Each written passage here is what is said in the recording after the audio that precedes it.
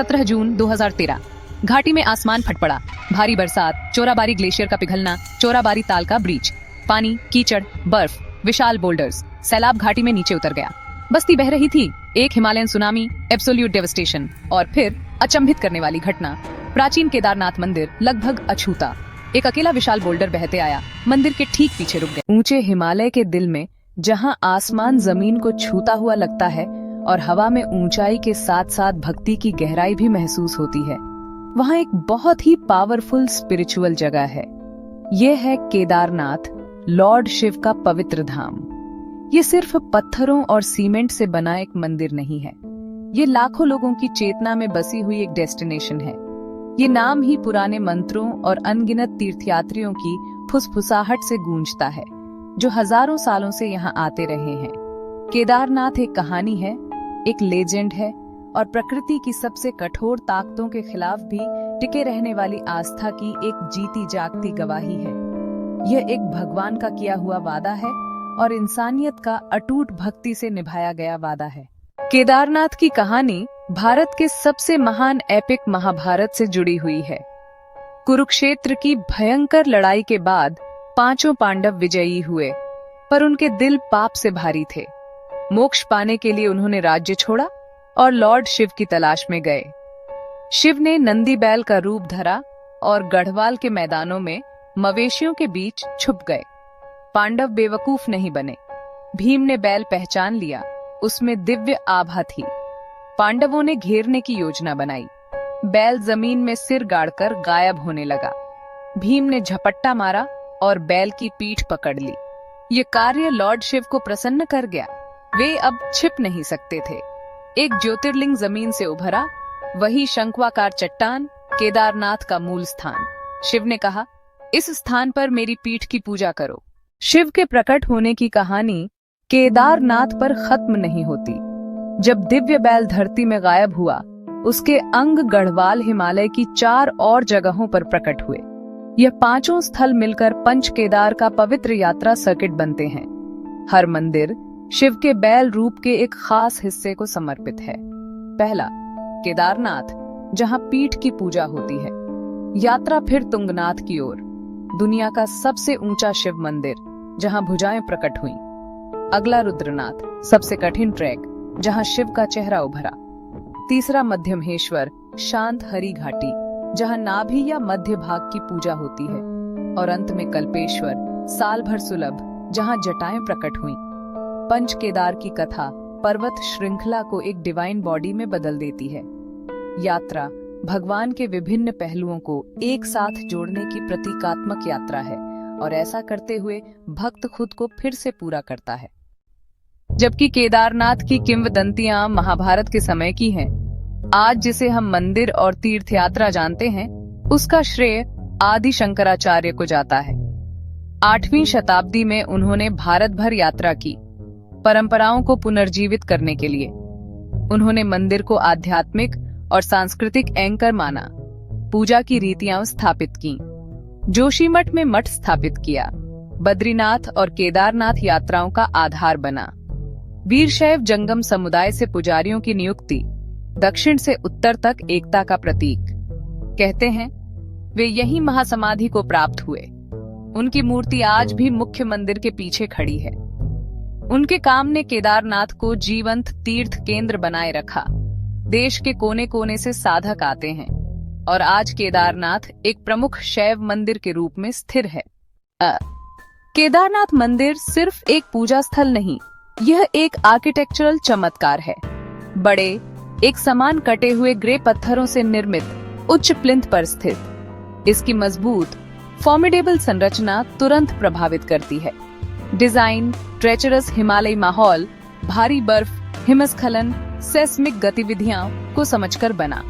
Architecture simple पर शक्तिशाली है। मंदिर में गर्भगृह, एक मंडप और छोटा पोर्टिको शामिल है। दीवारें अत्यधिक मोटी, कई जगह 1 मीटर से ज्यादा, जो ठंड से इंसुलेशन देती हैं। पत्थर मोर्टार से नहीं, बल्कि लोहे के क्लैंप्स से इंटरलॉक। स्ट्रेंथ और फ्लेक्सिबिलिटी दोनों। भारी ढलान वाली छत बर्फ के दबाव को झेलने के लिए डिजाइन की गई है। सर्दी में महीनों तक बर्फ में दबने पर भी संरचना अखंड रहे। प्राचीन निर्माण की सबसे रोमांचक बात इतने विशाल स्लैब्स को बिना आधुनिकतम मशीनरी के लाना उठाना, पत्थर का चयन, क्वारीइंग, ड्रेसिंग और हॉस्टाइल वातावरण में असेंबली, एक इंजीनियरिंग फीट। मंदिर का उत्तर दक्षिण ओरिएंटेशन भी सिग्निफिकेंट है। घाटी से नीचे बहने वाली शक्तियों के खिलाफ इसकी रेसिलियंस को ऑप्टिमाइज करता है।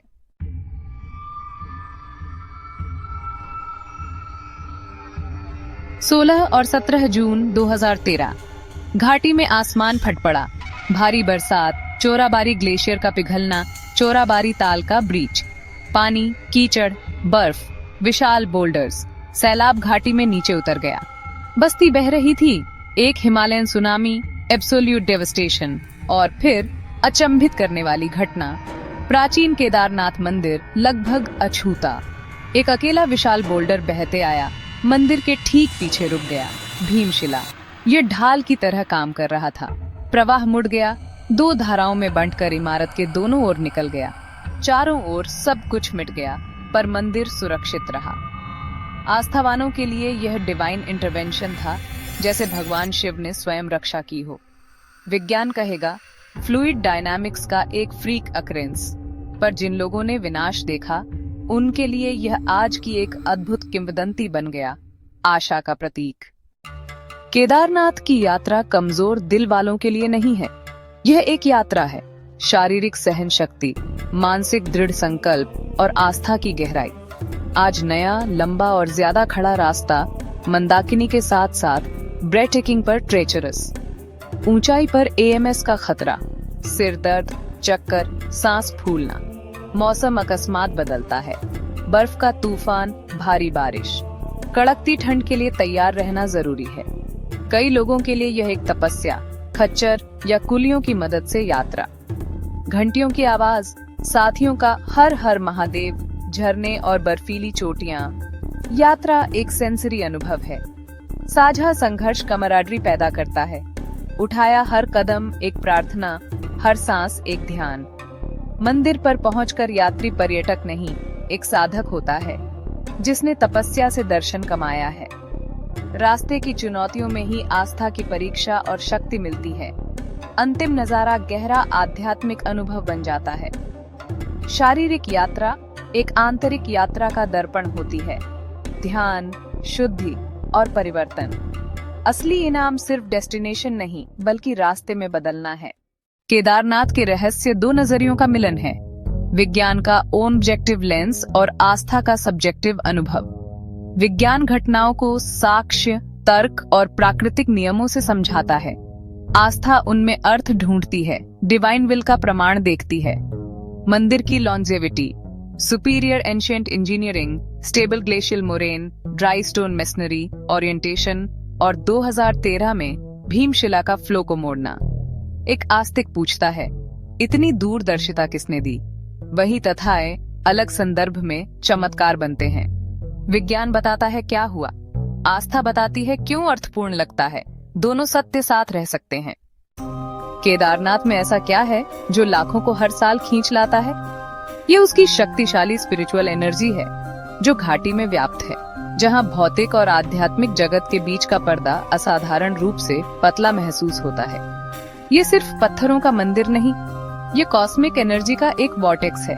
लोग अपनी आशाएं, डर, दुख और कृतज्ञता लेकर आते हैं। स्वास्थ्य, समृद्धि, परिवार की भलाई या बस महाकाल की ओर एक अजब सा आकर्षण। गर्भगृह की शांत अंधकार में सब भेद पिघल जाते हैं, बस भक्त और डिवाइन बचते हैं। यही व्यक्तिगत परिवर्तन केदारनाथ का अंतिम मिरेकल है। वे कुछ चिंताएं यहीं छोड़ जाते हैं और शिव की शाश्वत शांति और शक्ति का हिस्सा साथ ले जाते हैं। मेरा नाम सुमित है। चैनल को सब्सक्राइब करें, वीडियो को लाइक करें।